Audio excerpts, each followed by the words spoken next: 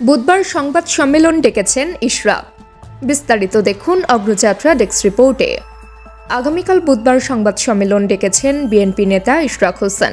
মঙ্গলবার ইশরাকের media cell থেকে এ তথ্য জানানো হয়। জানা গেছে, ঢাকা দক্ষিণ সিটি কর্পোরেশনে চলমান আন্দোলন, সেবা কার্যক্রম এবং ঢাকাবাসীর আন্দোলন নিয়ে সম্প্রতি গণমাধ্যমে স্থানীয় সরকার উপদেষ্টা আসিফ মাহমুদের অবমাননাকর দাবি ও বিভ্রান্তিকর বক্তব্যের প্রতিবাদ সহ সামগ্রিক বিষয় নিয়ে এই জরুরি সংবাদ সম্মেলন করবেন ইশরাক হোসেন। এদিকে দীর্ঘদিন বন্ধ থাকার পর গতকাল সোমবার থেকে খুলেছে ঢাকার দক্ষিণ সিটির নগর ভবনের প্রধান ফটক।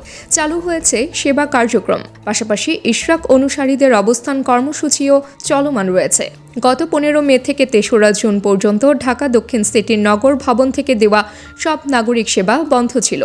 জরুরি প্রয়োজনে এসে এই সময় সেবা প্রার্থী নাগরিকদের বারবার ঘুরে যেতে হয়েছে। সে সময় ইশরাকপন্থী কর্মচারীরা নগর ভবনের মূল ফটক আটকে রাখার পাশাপাশি প্রতিটি বিভাগে তালা ঝুলিয়ে সেবা কার্যক্রম বন্ধ করে রাখেন। পরে ঈদের বিরতির পর গত 15 জুন থেকে ইশরাকের অনুসারীরা নগর ভবনে একত্রিত হয়ে ফের অবস্থান কর্মসূচি পালন করতে শুরু করে। ফলে গত পরশু পর্যন্ত নগর ভবনের প্রধান ফটক সহ অন্যান্য বিভাগে তালা ঝোলানোই ছিল।